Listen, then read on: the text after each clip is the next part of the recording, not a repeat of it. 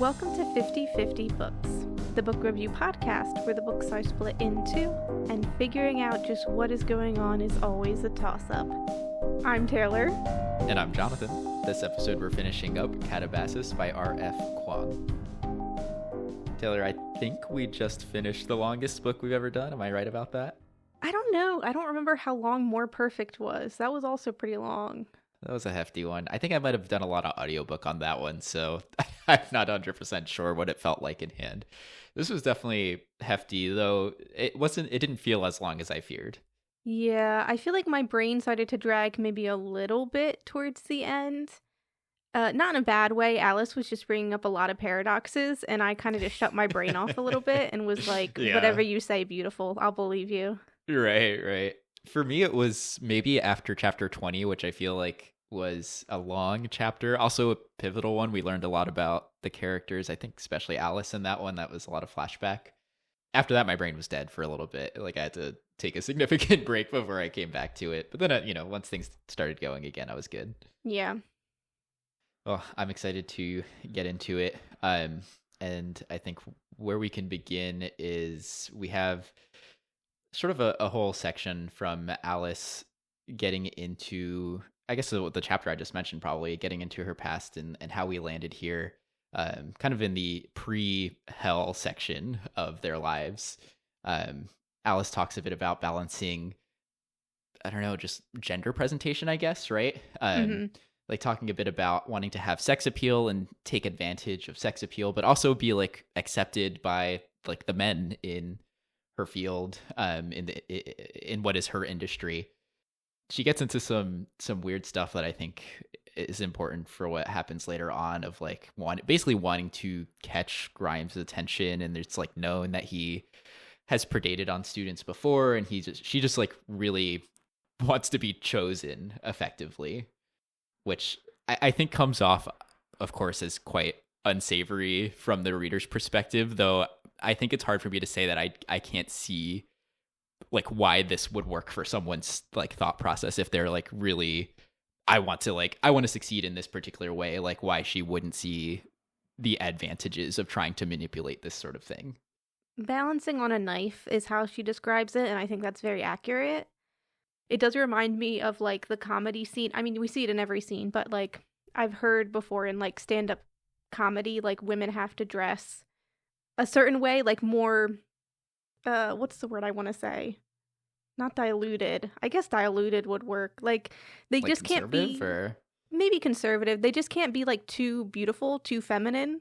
Right. Because then people won't think they're as funny or something like that, basically. So there is like a lot of that in different professions, the way in which women have to dress to be appropriate, but still feminine, right? And it's all kind of bullshit. Yeah, I think Alice is trying to win a lose-lose battle, right? Because the pressures that she is experiencing presenting as a woman is like, yes, people, like, there's discussion of, oh, maybe you should wear shorter skirts, right? Like, there's like a desire for her as a woman in a room that's majority men to be the sex appeal of the room. But yeah, once she does that, she's got no credibility. And so then if she goes the other direction, it's like, well, I'm going to wear like button ups, pants and long sleeves, and like, just like going to not do my hair, and like, just basically dress as a man does, right? Like then she's going to lose credibility because she's not interesting enough, right? Like she doesn't have appeal to all these men in the room. So like she said specifically, she's targeting androgyny, right? And thinking that's going to win the battle because, yeah, that's the balance of the knife edge. But at the end of the day, it's like all a losing battle. Yeah. It was really interesting to hear her talk about how she felt like she had made it when she was hanging off of Grimes's arms, like in a conference or something. Like all of these people are seeing me and I'm winning. And it's like, not really, girl. They all probably think you're sleeping with him. Right. Whether you are or not does not matter to them. Like your credibility is already shot. Exactly. I think she's missing the point in that she sees herself as exceptional. And yeah, like she thinks she's got it figured out, and then she's going to find herself subject to the same things that other women find themselves subject to, and therefore not know how to respond when she's not exceptional anymore. It's like kind of a shame to see her go into this situation thinking like, oh no, just like other women are just like doing it wrong or like are bad at it. Like she says a thing of like, oh, the best way for women to not be perceived as inferior is to just not be inferior. But then, like, her behavior doesn't really actually support that she believes that. Or I guess maybe it does because she thinks she's manipulating, but she's just not going to win that. Yeah, it's really interesting, like, not just from a feminist perspective, but minorities in general, right? Like, the DEI discussion, that's certainly been popular recently. Yeah. Of like, well, if they were good enough, they would get the job. And Right. it's like, the stereotypes and discrimination doesn't really work like that.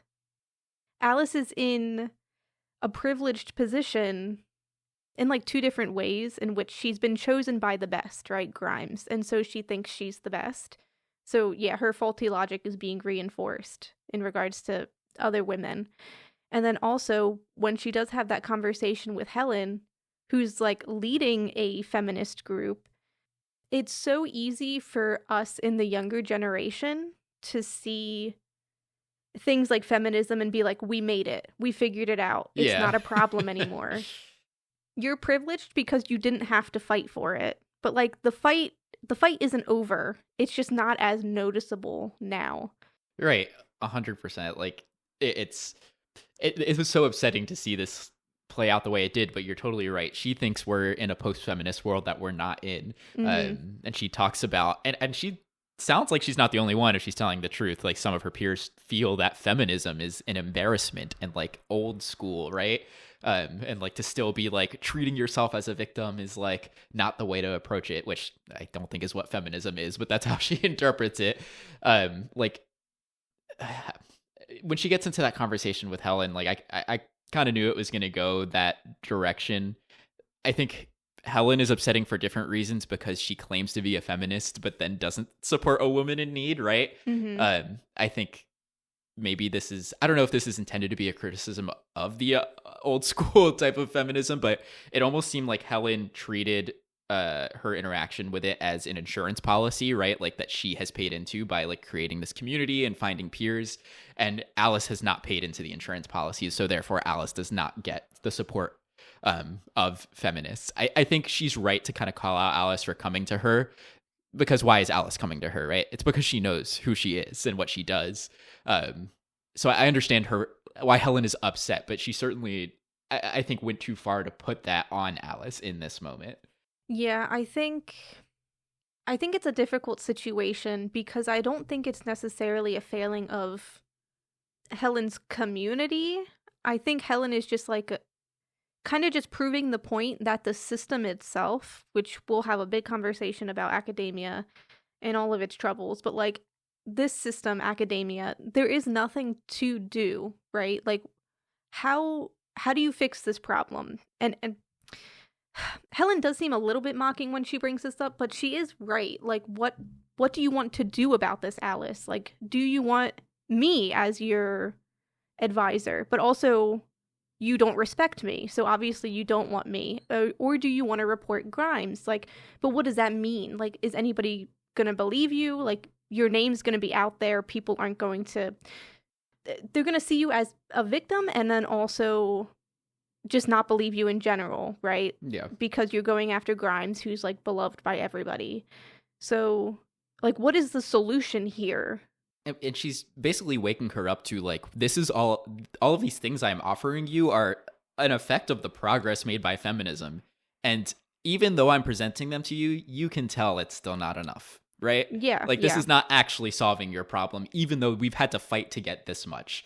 So I understand. Yeah, again, I understand her, like, waking up Alice to the situation. It's just, like, it's hard to not see it end with some final actual support. Yeah, when you do it this harshly, right, it just causes her to feel ostracized, and you don't want a victim to feel that way.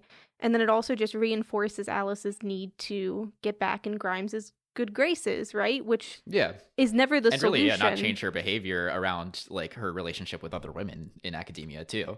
Yeah, Helen is being realistic, but also this is the chance to offer the community, right? Which you brought up a lot in the first part of, like, Alice is going to come to a point where she needs community and she's not going to have it. And Helen just could have been kinder about it. But I also understand Helen because it's like people do look down on her so much, and she is trying, right? So Yeah. I mean, and Alice also maintains this whole like thing of being a woman might mean that you have to have a husband who can get you a job, and like yeah. talks about her that way, which is like so reducing because I don't know. This is where I kind of wonder what the author perspective is without getting too much into it. But like, at least my experience in higher ed, obviously there is still sexism at play in many of the things that are happening up there. That being said, there are so many women who I worked with who were like PhDs, professors who like earn their own way, have no man in their life, where I'm like, why is this the primary narrative of this book? But that could maybe be its own conversation to be had with people in academia. I just felt like, oh, this is a shame that this is a thing we're still pushing for. Now, that being said, the proportions are still wrong, right? I don't think we were like 50-50 men and women, and you know, of course, other genders too. But like that certainly has not been solved. But this idea of like the only way to get a job, or like the state we're in now, is still this specific version of it. I think this is where it started feeling a little old school for me, where I was like, no, the problem's kind of like what you said of like the problems are deeper now, right? The problems are hiding, and like those are the ones I would have wanted to see elevated a little bit more. Yeah, I wonder if it's also just the fact that it's Alice's perspective on feminist issues, right? No, true, Like, true, and because in a sense she is experiencing the other issues, right? The ones that are less obvious. yeah. And there is something to be said about the not feminist idea, but when we talk about feminism, we do talk about, should a woman stay single? Is she failing feminism if she gets married and has kids? Like, Yeah. that's such a big problem in regards to, like, are you betraying feminism if you are traditional? Yeah. Which Alice, I could see Alice focusing on that because she's kind of in love with Grimes, kind of in love with Peter. Like, Right. she's doing traditional things, even if she wants to reject them. And so, like, I don't know, she sees herself in that kind of future, and it's like, if I do that, then I've failed as an academic. Yeah. I think actually, speaking on that, I think there is kind of a good point about that in this book with the Kripkes, right? Where Magnolia is able to be a career woman of her own. And like, I think that is almost in contrast to reality, right? Where I think even if you're not getting a job because your husband got a job somewhere, right? Like if you are an academic and your husband is an academic, I mean, maybe this goes both ways, but I don't really know. Like, can you really separate that out, right? Like, can you be a person who's separated from your partner in this career field at that point? Like, probably not. But on the other hand, you see the Kripkes kind of do it. Like, they are together, but they are separate. Yeah. Yeah, and I think that's important for Alice, and I mean representation in general, right? Like, you want to see good examples like that. Like, she has the model, but she ends up with like bitches like Grimes, and so it's not helpful. No, I think really it all just comes down to, it's a shame it plays out this way, right? Because when Alice was talking about the women generally in her field the way she was in the first half, I was really like, man, like I hope she wakes up a little bit, and then everything that we find out happens to her happens, and like that's truly not what I meant, right? Like I was hoping she would like have sort of a coming to and a realization of the, you know, benefits of community. I was not hoping that that's what would happen, and in a way, like she still, I guess she gets the point, but she doesn't get to like change behavior in that she's not invited to, you know. Like, she has the character arc, she changes, but yeah, it's not a full reckoning, I suppose. But that kind of learned behavior takes a very long time to dismantle. Yeah. And also, right, like this whole thing did happen before they even made it down to hell, right? And when she's in hell, she's having these horrid thoughts that we learn about in the first half of the book. Like, she's definitely not there yet. I do think there is something to be said, like, for Alice in this whole book, in being in the process of recovery and learning, right? From, like, those sorts of, like, I don't even know what to call it, like, thoughts that she was having before.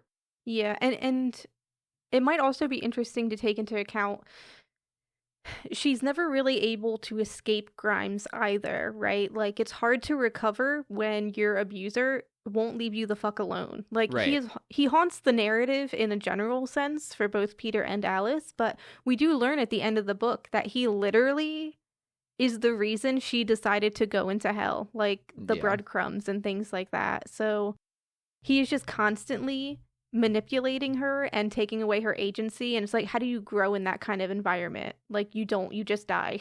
Yeah, I thought this was, yeah, truly, like, even in death, she did not escape him. Like, she pretty much, I guess, even if that wasn't, I don't even know how to say this. she was going to have to go down there and kill him either way, basically. Yeah. Because if he was going to be haunting her, right? Like, either she was going to go down and save him, or she was going to go down and kill him, right? To, like, free herself. So I took some issue with this part, not just because it pissed me off that Grimes did that, but because it seemed to, again, take credit for the things she's done, right? To be like, oh, you're here because of me. And it's like, actually, she's here because, like, she and Peter went through all this bullshit to get to you, you know? Like, she actually put in the work, and here you are taking credit yet again. I mean, yeah, that is his sole way of life, is to take credit for other people's work consistently. Yeah, but no, you're totally targeting it, though, that this is just like a continuation of like their relationship. And so I guess which makes it like sweeter when it's done, because she's like, you learn that she actually kind of, like, she has this revenge plot that she shares of like wanting to put Grimes' soul back in his torn apart body that she's extracted, right? Like it changes it a bit so that way, yeah, when he comes out and says, oh, I'm continuing to be horrible, you're like, are still under my thumb, it's like, haha, bitch. Like, no, you're not. Like, no, I'm not. Like, this is over for real.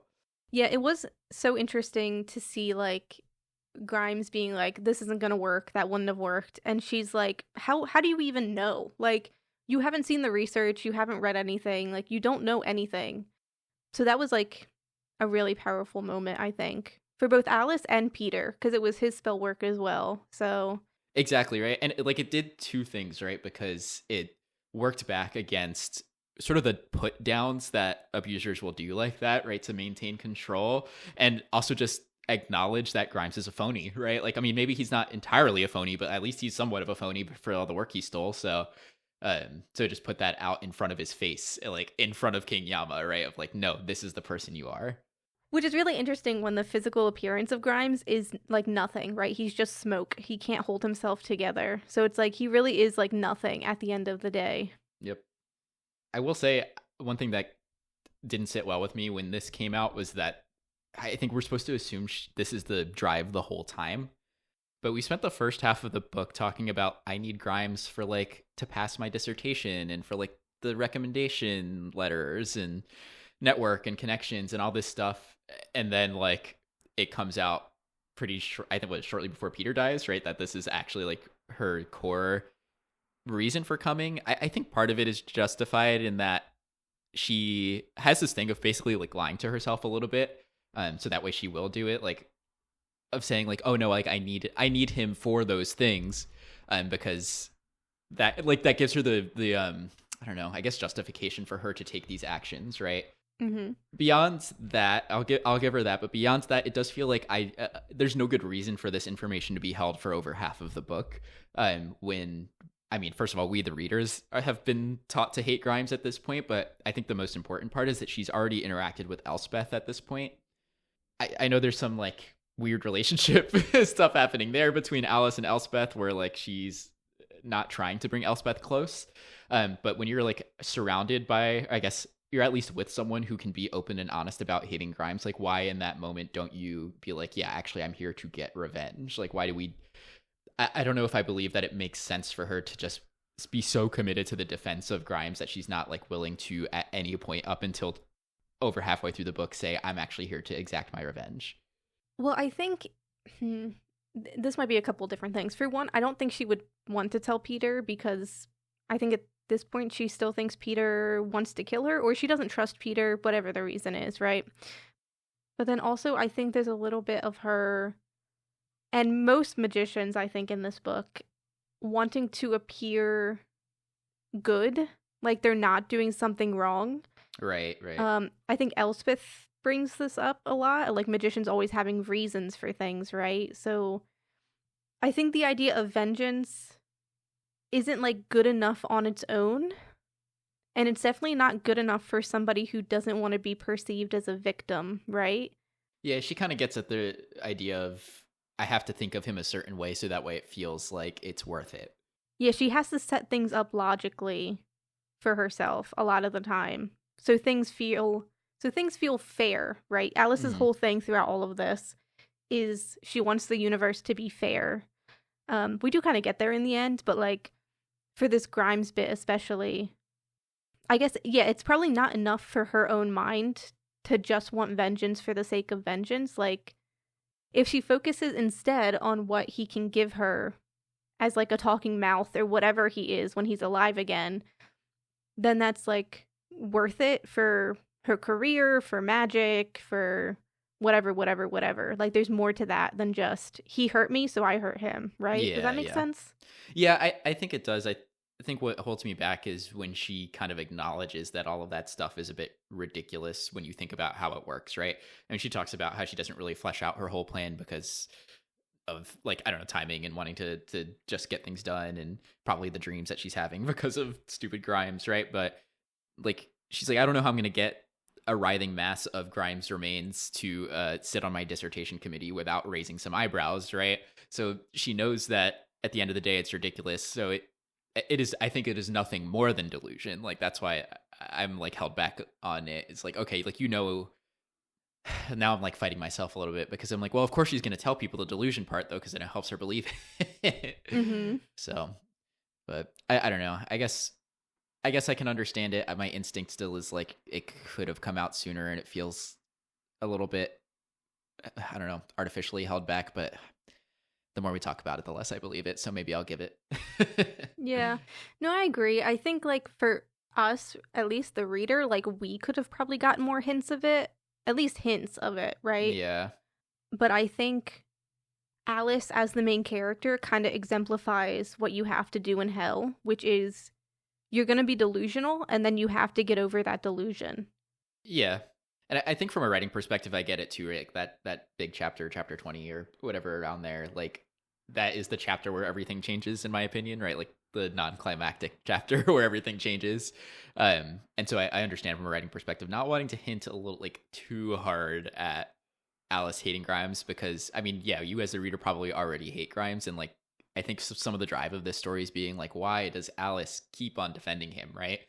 And like seeing how that plays out. So I think I can understand like not wanting to give that away too soon.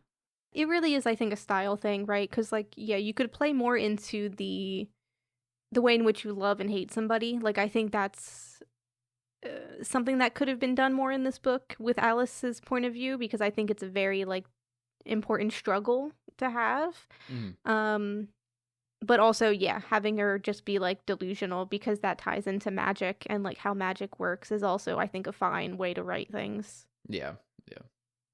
Should we talk about Peter? We should talk about Peter. Like, we talked about Alice for a long time, so let's get into Peter.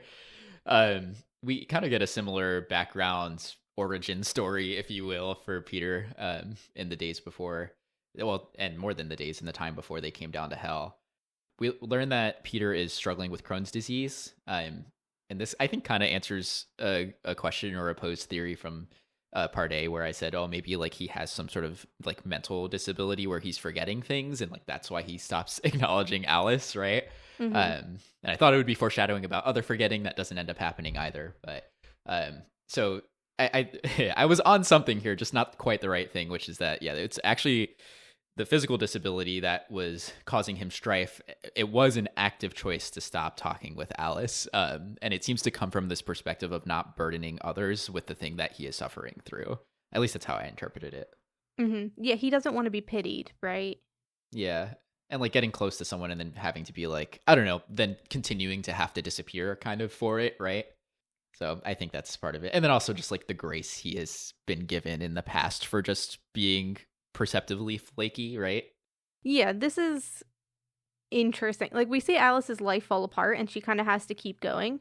And then Peter is kind of like, he can just kind of do whatever he wants, and nobody cares because he's a man. It's just seen as like a character quirk. Yeah. Yeah, it was kind of interesting because it's an effect of privilege, right? Where he doesn't even have to explain himself. Like, of course, other people are going to have to explain themselves, but he's just not even lightly questioned about it, to the point where he's like, oh, it doesn't even matter. People just let me do whatever I want. And so it ends up being this odd like side effect of privileged treatment, where then he has this happen again. Like, he has kind of a relapse of Crohn's issues while he's a student of Grimes, and he's not bothered to tell anyone he has this disease yet. And that makes it like less believable. Not that I think Grimes would have treated it like politely either way, but it makes it, in his own opinion, less believable by the time he brings it up, because it's sudden. Yeah, it's also just like it taps into that idea of chronic illness. If you can't see it, then it's not real. And it's certainly not validated, right? Yeah. Yeah. I did think it was interesting that we kind of got a parallel with Alice because of this, like the ways in which they're okay or dismissive of themselves being hurt Yeah. for the sake of Grimes, basically. Alice through like sexual assault in the kiss she has with Grimes, and also the fact that he tattoos a pentagram on her. Yeah. It's not, it's like assault, but like it basically is like sexual assault the way it's presented in the story. Yeah. You can kind of feel that connection going on there. And then, yeah, for Peter, he literally almost dies because he kind of just puts off taking care of himself. Yeah. I think this is where, I mean, in many parts of this book, it's kind of a criticism of academic culture, right? But like, this is where it's especially like a high feature, in my opinion, right? This idea of just putting your own needs aside because like you're on the grind. And like academia is not a place where like you work 40 hours a week and you go home, right? Mm-hmm. So I think this is part of that effect of like this, it can just go to the extremes of like, I need to put in as many hours, I need to sacrifice as much of myself as I can in order to do this stuff. And like, that's what both of the characters kind of confront. But I think what's making this a little difficult to talk about is this idea that they like let it happen or something, right? I think that's because it is built into the culture, right? Of like, it's not like they're not perceiving it. I guess Alice does when Grimes like tries the sexual assault, right? That's when she's like, oh no, this is too much. But otherwise, they're like, no, like this is normal. Like this sort of sacrifice is what everyone does. And so there's not this idea of there's an issue or something to overcome or fight back against. I think that's real, you know? Yeah, we see it with like food is a big thing in this book. The fact that they eat something that will sustain them for 8 hours or whatever, but they don't eat actual food. Right. Or like Alice is happy to not eat food because it makes her feel like, like she's a game for her. better. Yeah, like she's better than human if she doesn't have to eat anything. And it's like that joke of like persisting on coffee or persisting on tea, depending on, whatever, instead of like actually stopping and pausing to eat a meal. That's just kind of baked into not just academia, but like a lot of like crunch type grind culture. Yeah. 100%. Yeah. Grimes, I will say, when Grimes stole his work and was like, well, you just disappeared, Peter. What was I supposed to do? I was like, I don't know. Why don't you call his family? Right. Like, well, he said he like sent a message or something, right? I don't know to what extent he really attempted, though. He absolutely did not. Because like, Peter was like, yeah, sometimes I, have to go to the hospital, all this shit. And it's like, oh, so Grimes just didn't call the hospital, didn't call your parents, like, just thought you were missing, not answering your phone, whatever. Like, just bullshit. It's willful. It's willful. Absolutely. Yeah. Yeah. It's funny because there was a part of me in the first half, right, like in episode A, that was maybe Grimes is like doing this weird, stupid stuff because he thinks it's helpful. Throw all that in the trash. That was so funny. What a funny perspective. I was trying, but for no reason. Yeah, he is just garbage. He's simply a piece of shit. It's nothing more to it. Yeah. The other thing that we get more perspective on from Peter is how Grimes talked about Alice with him, which I think we did kind of call this, probably you more than me, of like, he's telling Peter like Alice is like super cut out for this work, like you need to follow her lead, and pitting them against each other. And this is connected to what I just said about trying to give Grimes too much credit, because I thought if that were the case, that it would be like friendly competition effectively, right? Like, let's get these students looking at each other, seeing how they can like push the bar up a little bit for each other. And I don't think that's what it was. Like, I think he just didn't want them to be friendly so that way they wouldn't work against him, which didn't work out for him, but like it was giving like anti-union behavior, Yeah, we did theorize about like if Peter had been chosen as a student for some extra reason, because Grimes only took one student on, whatever. None of that is talked about. Peter's life in general isn't really talked about. Like, we get the flashback chapter, but like, that's kind of it. I don't know. At this point, at best, I see the reason as Grimes taking Peter is simply because he's got a cookie cutter background, and so it wasn't a hard decision for him, right? To be like, well, maybe I was going to take one student, but like Peter's easy, like I'll just take him too. Yeah, I guess there's also something to be said about the fact that Grimes has had students leave him, especially female students. Elspeth literally killed herself. Mm-hmm. So Peter's kind of like the extra in case Alice decides to also kill herself. Which, like, is how it works, because once Alice rejects Grimes, what does Grimes do? Like, he's working with very closely with Peter, giving him lots of attention, like retreating to his boy, you know? Mm-hmm. Yeah. Yeah. So yeah, academia when they're alive, garbage. And I think we referenced this in the first part, but we kind of skirted around this entire conversation of the hell system we have here is basically academia as well. They're kind of mirroring each other, which makes sense since I think the point of this book is academia being terrible in different ways. So yeah, it's at least a significant critique of some academic culture. Yes. Yeah, we get like the kind of direct things like the library and the student center and stuff like that. And like the dissertations towards the end of the book, and there's a lot of direct parallel. For me, I will say I do lose it when I think the book loses it, which is after you get out of Greed. It's kind of like, all right, now it's just a desert, you know. I feel like I don't know if there's just not. I don't know if the author was just like, I don't want to focus on this idea anymore. Like, we got to get the story moving along. It's not just about what Circle of Hell is, what part of the university campus. But like once the book loses the direct ties to the university, I was kind of like, so why did we do that? Yeah, I thought it was fine. I think the way the university kind of fades out and becomes wasteland, as it basically is for me at least, it seemed to show like these characters and Cambridge and like all of these people in this hell are like in a bubble, right? Like they're existing in Cambridge and they only care about high academia, and so everything else outside of that is like, nothing to them. Yeah.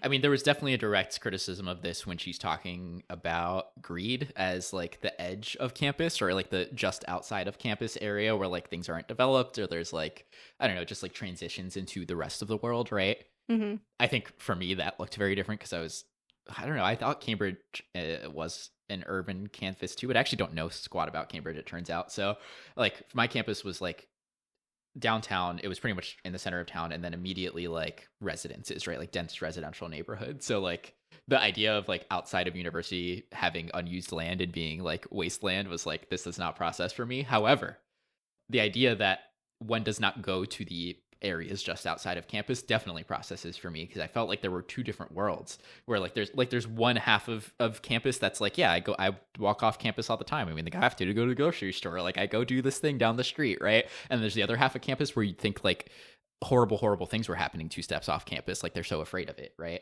I think that criticism was definitely fair. Clearly not, doesn't feel like a central one to the book, but like she got to throw that in there. Yeah, I think the latter of what you're speaking of is what we're seeing in regards to how hell transforms, at least for like Alice, of like, you've made this one thing your whole life, and so anything outside of it is nothingness. We certainly talked about in college that idea of the bubble, you know, of like, oh, like everyone's stuck in the bubble, like we got to get out, you guys got to go do something in the rest of the world, you know. Yeah, and we've set it up in this book pretty well. We had it with like the Cambridge students at the very beginning.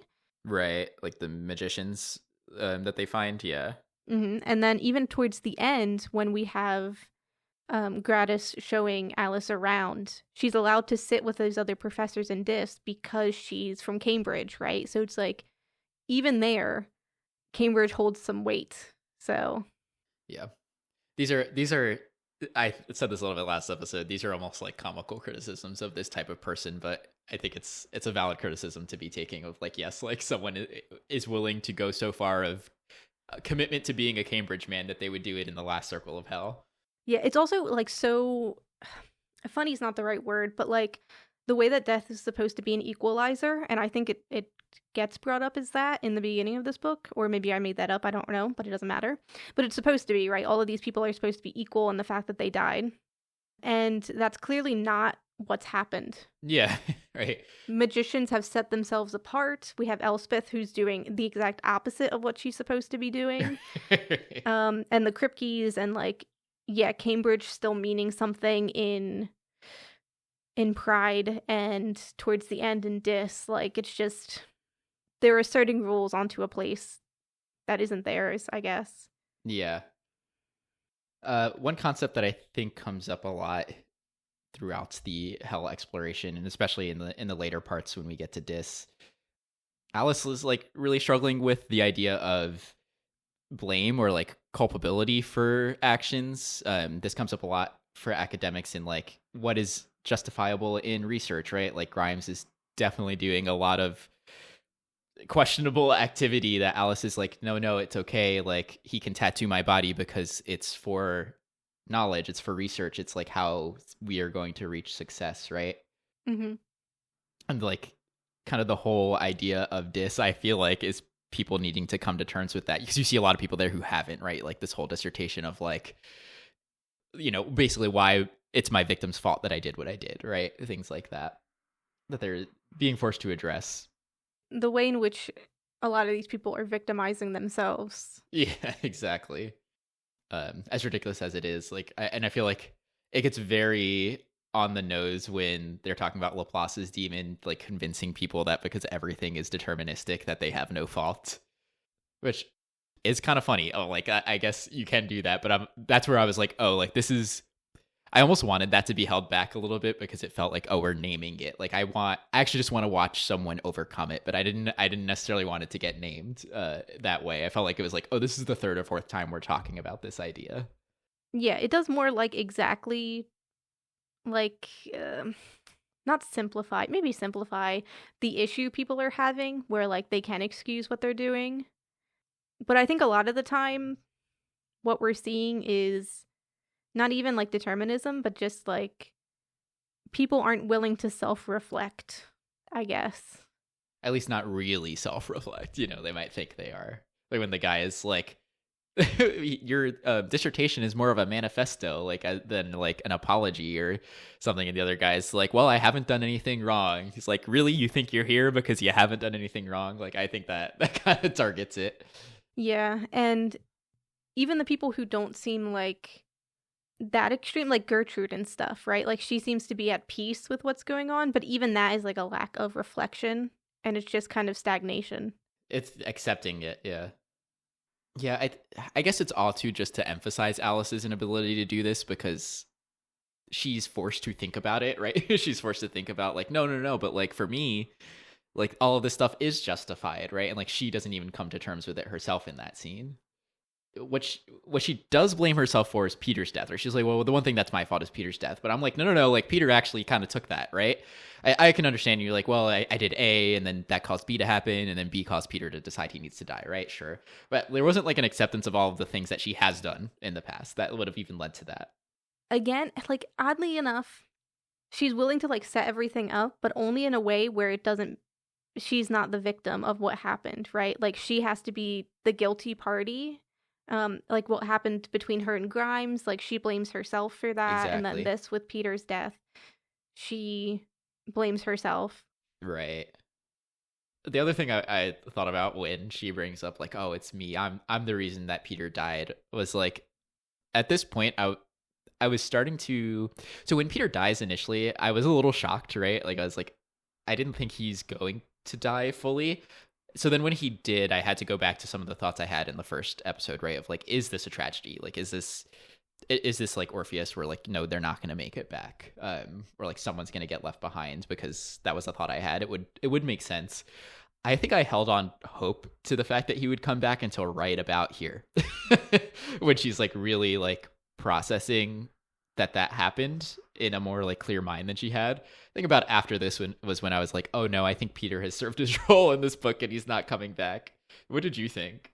Yeah, I thought at first he would be used by the Kripkes as like bait. So I wasn't sure if he was really dead at first, but then she was just carrying on, and I was like, oh, he actually is kind of dead, isn't he? And right. I'm not sure entirely if the ending makes sense, but we can get there, I guess, with Lord Yama. But just because what we know about somebody alive dying in hell is that they're supposed to be like obliterated, right? Yeah. So I'm like, how does he come back? But I guess divine intervention. Yeah, that's kind of my thought on that. Yeah. Yeah. Or at least Elspeth's understanding of what happens to a dead person or an alive person in hell isn't accurate, right? It's not complete. It's not. How would she know, right? So fair point. Yeah. We did have some thoughts in the first part about like the Achilles Patroclus connection happening here, which I guess kind of happened. Peter did die, and then Alice did kind of go insane a little bit with grief, and rage on, Alice, rage on, as Achilles did, and killed the Crypt Keys. So that was kind of cool. Yeah. I will say another point where I think the book lost me was when she like ran away from Dis, and she kind of does like lose her mind basically, right? Like she kind of loses a sense of self, and she goes a little wild. I think there's like in these types of stories where stakes are so high, there's often a moment where there's a loss of sense of self and like approach to insanity where I am like, oh, this could have been anyone. Like anyone who would be at this stage of hell as a living being would go insane for one reason or another. So where I was like, this doesn't feel Alice specific anymore when she starts doing that. I see. It felt like, oh, we're just like which, this in some ways is a Greek retelling, right? Like that is how the story is supposed to go in a sense, right? Like go a little crazy, exact revenge, and then what happens after that is its own story again. Yeah. I also saw a little bit of like Alice continues on to live for the sake of Peter, right? Like her purpose is tied up in that. But she repeats it a few times of like she's following a script, right? Like she's doing the things she's supposed to do. That logical line she creates in her head, right? So her traveling to Dis and walking around with blah, blah, blah, and her walking around with Gratis, it's like that's the thing she's supposed to be doing, but she hasn't really had the mental breakdown yet. And I think it's the breakdown that kind of turns her mind from like, I need to do this for Peter and more into like, I want to do this because I want to do this, right? Yeah, like, that's true. Yeah. Yeah, I think it becomes Alice focused after the breakdown. Yeah, exactly. Yeah, it does come back for sure. There was just like a moment there where I was lost, but for sure I agree. Yeah. It was wild of Gratis to be like, just snort the chalk. I mean, he was right. Yeah, that really like sent it over. That was like the transformation moment. And I think it's also just funny because like at least when we were in elementary, middle school, I feel like kids were like huffing glue and like expo markers, right? So it's funny to be like, oh, we've moved on from expo markers. Like it turns out it was the chalk we should have been huffing the whole time. This is not an actual recommendation, just to be clear, but it's just comical that was like the connection point. Yeah. I mean, that does show that like, I mean, I guess we knew Gratis was a magician, right? But yeah, I mean, he at least had interacted with magicians, right? Because he said he had talked to people before that, I at least assumed they were magicians, so he knows what's up. What a big mystery of a character. I know. The other thing is, like, are we supposed to assume everyone in Dis did something, like, really bad, or does just everyone end up there? I'm trying to remember who...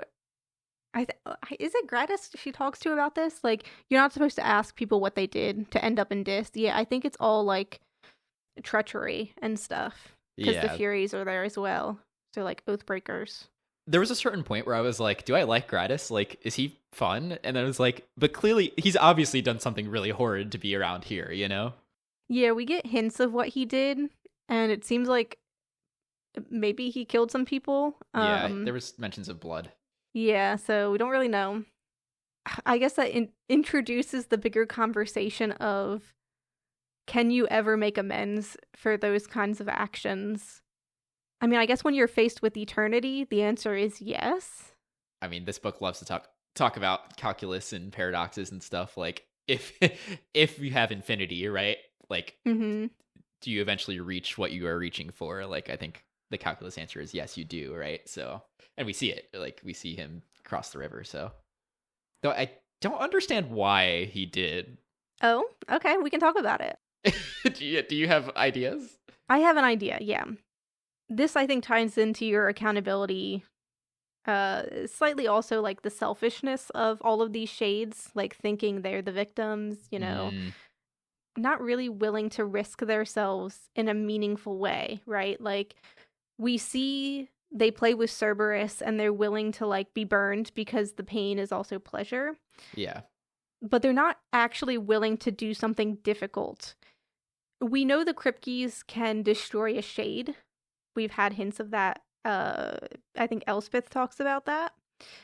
And so when Alice is up against them and she jokes like, oh, you could help me fight them. Obviously, Gratis doing that is a risk to his entire soul, right? Mm-hmm. But he still does it, right? He still helps her at the last minute and saves her life. And kind of helps defeat the Kripkes as well, which maybe plays into it. But because he is willing to put his self on the line, like, entirely, I think that is enough to, like, cleanse his soul, basically. But what does he, I'm like, maybe I'm forgetting, but, like, what does he actively do in the end? Does he, like, is he the reason Archimedes comes around?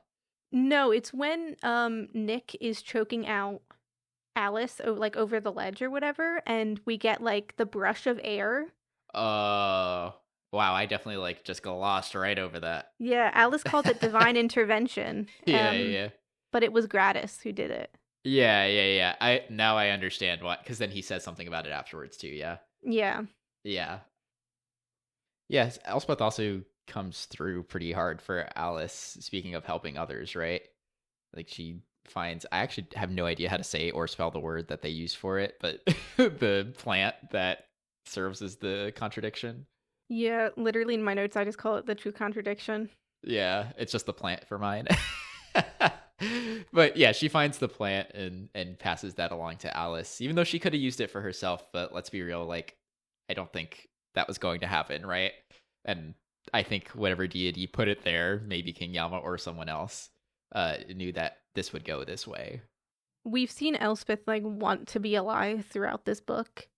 But I think we do come to the realization of, like, I mean, the ultimate rule, right? Like, once you're dead, you should probably stay dead. I guess unless you're Peter, but, you know, special case, I don't know. He technically didn't die, he was obliterated, so a little different.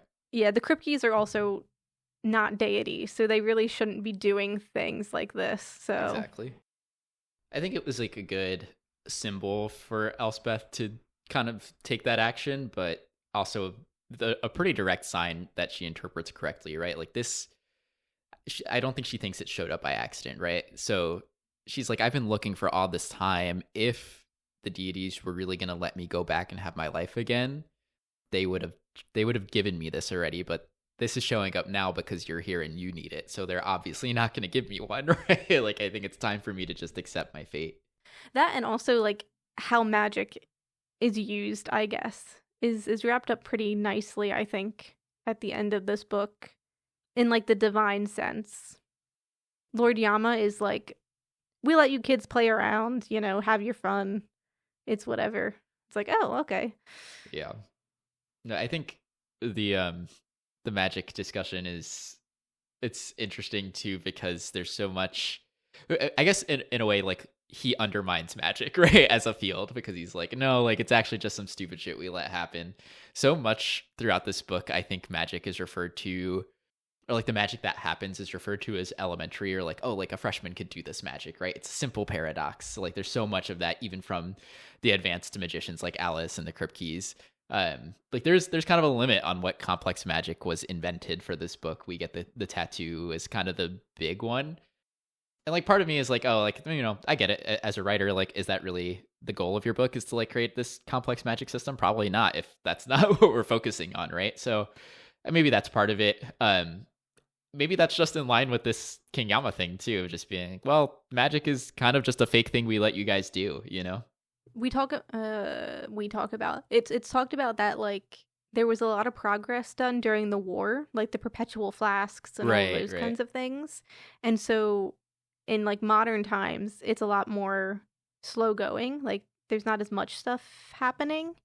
It seems a lot more like high level theoretical, crunching the numbers, like, Yeah. because Peter does like this one small alteration of a thing, and Grimes puts it out, and it's like magnificent, whatever it is, right? Like, so I think it's a lot of nitty gritty stuff that's happening in modern times, but like, it seems like a lot of the big magic isn't really done anymore. I mean, there's something to be said about fundamentals, right? Like in every field, you can do the deepest of research and find the most specific of new knowledge, but the most helpful things are probably the things that made it a field to begin with. So yeah, and everybody's just kind of doing the same shit over and over. I mean, it works still, even against the Crypt Keys, who I thought would have a little bit more fight in them. Yeah, to be fair, the Escher trap is like pretty substantial, I think, in regards to like magic goes, right? Yeah. And I guess if you're like playing traps, then you don't need to fight, right? Yeah, and I think that's the point. I guess maybe like really it was my own self-set expectations that made me feel that way, because I was like, oh, we're like ramping up for a battle, you know? This is going to be like epic, and it kind of wasn't, you know? I mean, there were certainly the off the cliff into the river thing was, but like I was expecting more back and forth, if you will. Yeah, it's also just like, these are academics, I guess, right? At the end of the day. And it's also like, who are these people, right? Like, we know about the Crypt Keys, but we don't really know about this Crypt Key version, right? Like, we don't know how they present themselves. They don't do a lot of talking. I didn't think they would, quite frankly, do any talking, really. So I think that's part of it too, is like, we have them as kind of a background villain for most of the story. They only become a main villain at the very end. It makes you wonder, like, if they're actually humans. I mean, they're not. Elspeth, I think, describes them as like taking away parts of their humanity or whatever to be more efficient. Yeah, because they were drinking the water. Yeah. Yeah, but like, if they're like characters or if they're devices for some reason, right? Like, what are they representing within this book? I guess like the persistent pursuit of knowledge, right? I suppose so. We have Grimes as like the obvious ghost haunting this narrative, but I think in regards to what Magnolia means to Alice, you can have love in academia, but you don't want to take it too far, right? Like, the Crypt Keys are their own kind of extreme that Alice maybe touches upon, like those late nights with Peter in the lab. Like, they're happy there, but they're not healthy there, right? And so she kind of has to defeat them so that she can find a healthy way to be with Peter and be alive. Yeah, I guess I'm also thinking about kind of the humanity thing, right, of giving yourself fully to your field, and how they're kind of looked up to for that for a while, for like, oh, like they've lost sense of humanity and just get to do that. Like Alice was like, oh, I wish I could just give up my humanity, right? So yeah, I see this. I see them as the symbolic win. Yeah, especially with the way that they kill their own son. Yeah. For that pursuit, right? Yeah. Kind of twice, dare I say. Yeah. Yeah, there's also another interesting thing with the Crypt Keys at the end is Nick dies, right? Or Nick gets obliterated, realistically. And Magnolia just decides, all right, like, we're out too. Once Nick is done, like, they're done as a unit. So there's kind of like a loss of will, right? Like, she's like, I don't want to stick around if he's not here, which also then kind of makes me push back on the humanity thing, where it's like, is that still love, or is it just like a blurring of identities? I think it's like when love slides into obsession, right? Like, they love each other, they love Magick, but then you just take those things too far and it's just obsession at that point. And, like, none of it is healthy. Yeah. And also, at this point, Magnolia isn't human. It's possible she's forgetting how to be human, and she only knows she exists as a Crypt Key with Nick and her son. And so the loss of one of those pieces means everything, I guess. Yeah. I don't know. I can understand how it's maybe anticlimactic. Like, it's not really a fight, and then Magnolia kind of gives it up, but I don't know. I wasn't expecting Alice to fight people. Sure. She just had that drive, you know? Yeah, she did seem intense. Yeah. We skated around things, I guess. Things being Lord Yama. Yeah. I did like that we got that kind of look into Alice's culture, because she doesn't really talk about it too much throughout the book. Yeah. We know she prefers like using like ancient Chinese and like her spells and stuff like that. But yeah, this was the first time she was like, yeah, my parents and like even I, like we pray to Lord Yama. There's like a comfort almost. Yes, for sure. Yeah. No, I think he like my suspicion here is he was playing the cards. Like I think he's the one who put out the plant For sure. and like was like, yeah, I'm down for justice on Grimes, this piece of crap, you know? Yeah. The way he just brings Grimes in is crazy. Yeah. Yeah, he's like, I'll give you that for free. Yes. It was funny to see Alice try to like get their lives back. Her being like, I kind of took care of the crypt keys for you. Yes, so like, yeah. He's like, she's like, I did some pest control. Yeah, and she gets half of it, so like that's a victory, to be honest. I think she was gonna get it anyway, quite frankly. Not to undermine her even more, but like, I'm like, I think he had a plan here, you know? Yeah, but it was, I'm sure, I'm speaking for him now. I'm sure it was good to see her press for it, like recognize her worth in that moment. 100%. Again, who doesn't like a good story? I think he was here for it. Yeah, for sure. And it was a love story, which I'm sure he was eating up. Yeah. It is kind of wild though. I mean, again, I had reached a point before this scene where I was like, no, I don't think Peter's coming back. And like, once I decided that Peter wasn't coming back, I had kind of just decided this is going to go like the other stories, right? Like, why shouldn't I believe it's going to be the same as the last time, right? So I was like, this is going to end with like Alice going to King Yama and like she's going to get stuck somehow, you know? So when she actually walks out, especially with Peter, I was jarred. Yeah, I was just surprised mostly because I didn't think Peter could possibly come back based on the knowledge we had. Right. But then, yeah, she started doing some stuff to Grimes in regards to the soul exchange spell, and I was like, oh, we're getting the happy ending. Yeah, right. I was a little confused at first where I was like, oh, it's now that she's done it to Nick, is she going to try to send Grimes back into his body too? But then it was like, oh no, she's like doing the whole exchange. Which, was a good also loop back around to things that had been established early in the story. Yeah. Yeah, and it was a good way to make Peter present in the moment. Yeah. I guess with the end, though, there's reviews, if we want to get to that. Let's do it.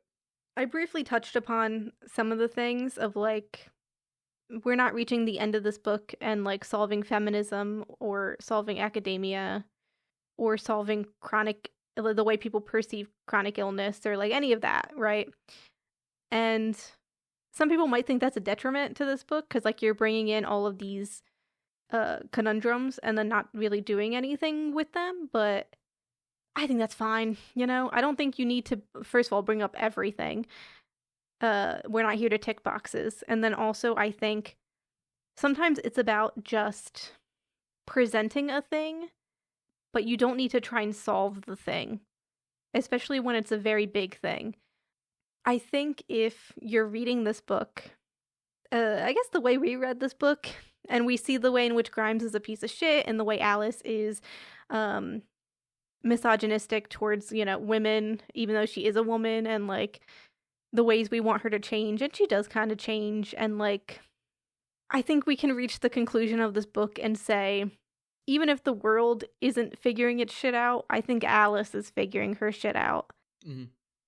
I think the only issue I had with the book, which isn't even an issue, is like it had so many interesting pieces, but I kind of got to the end, and I don't know if this is a book problem or a me problem, but I didn't really feel anything. Like, I'm happy Alice reached the conclusion she reached. I'm really happy it was a happy ending because I love happy endings, even if they're like really cliche. But like, I just don't know if it's because the book is so stylistically to the point. I don't want to say bland, but like, it's a logical book, I guess. I don't like, do you know what I mean? Mm-hmm. It's not like an emotional book, and Alice doesn't like to really be driven by emotion too much. Maybe that's I don't think it's going for that, so it makes sense. Yeah, so maybe that's the dissonance that's happening here, but because of that, I think rating wise, I kind of want to give it like maybe a 3.5 or a 4. I don't know if I want to go as high as a 4, but I definitely don't want to go as low as a 3. You know what I mean? Yeah, I get you. So I guess, yeah, 3.5, maybe. Mm-hmm. I think overall for me, things that stick out about this book that affect whether or not I felt good about it. One is kind of similarly, I think that just the number of things that it addresses feels quite large. They're all in the right category, right, of a sort of hell exploration book, I think. But I think the number of different things that it addresses, they don't get fleshed out enough, in my opinion. We revisit some of them several times. Like I kind of complained about Laplace's demon, right? Being like, yeah, like these people are going to get stuck here because they would refuse to take blame. And I feel like that, that was like the third or fourth time that the idea gets brought up. So we get these repetition of ideas, but not like necessarily a full exploration of them. Maybe I'd be okay if not all of them get fleshed out, but I just feel like I needed a little bit more to reach the end in those thoughts. And so in that way, it felt almost a little spread thin, despite being such a large book, right? So I think that left a little something missing. I think I wanted to see more from the world itself too. Like I kind of complained about like there's this gap after it stops being college-y, right? And I think you gave a good explanation for that. I understood it. I think when I just reflecting on my reading experience, I felt like there was something missing there that I couldn't grab onto anymore. When we're like looking at that parallel, and if we're thinking of this as a criticism of academia, then like I wanted some commitment to the bit almost, Yeah, if I can cut in really quick. Absolutely. I think like, yeah, to that, the wasteland makes sense, yes, but I do think to your point in Pride and even in Desire, like we get so close to the other shades and we even talk to some of them, right? And then it does feel like, and maybe that's because we're dealing with like wrath and like shades we don't want to talk to. Yeah, or don't want to talk to others, yeah. Yeah, there is such a disconnect, right? In the second half of the book between Alice and other shades until basically we get to Gratis, who's like kind of our last, right? So, and certainly a book is allowed to change throughout, right? It doesn't have to be the same thing the whole time. There might have been something boring about it, had it, right? Yeah. So I definitely understand it. Just there's something that disconnected me about that change. Mm-hmm. Yeah. So I'm dwelling a bit on the negative at the start. I want to say overall, though, I did enjoy the book. It was quite long. Right? Like this is one of the longer books for me, and I don't do well with long. I think it could have felt worse. I think it could have felt better. As far as that, there was definitely, with some of that repetition, I was like, oh, are we really still doing this? But for the most part, like the pages flipped.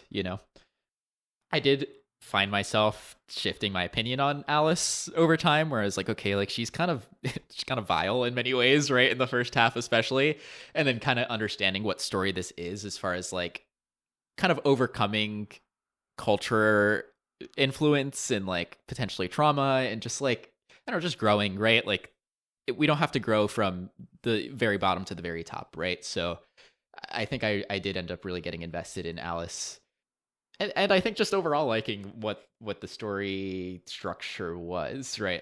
As far as the exploration of hell and like having to confront all sorts of different things, like it did check a lot of boxes for me still. And so I think overall, I would say I liked the book. I feel like I should have started with some more positive, because after starting with the negatives, it sounds like I don't like the book. Yeah. So I think overall I did like the book. I liked all the things that we got to talk about with it. I liked the introduction of several mythologies, right? Like that was kind of cool. I actually kind of liked how brainy the beginning was, even if I didn't always understand what it was for.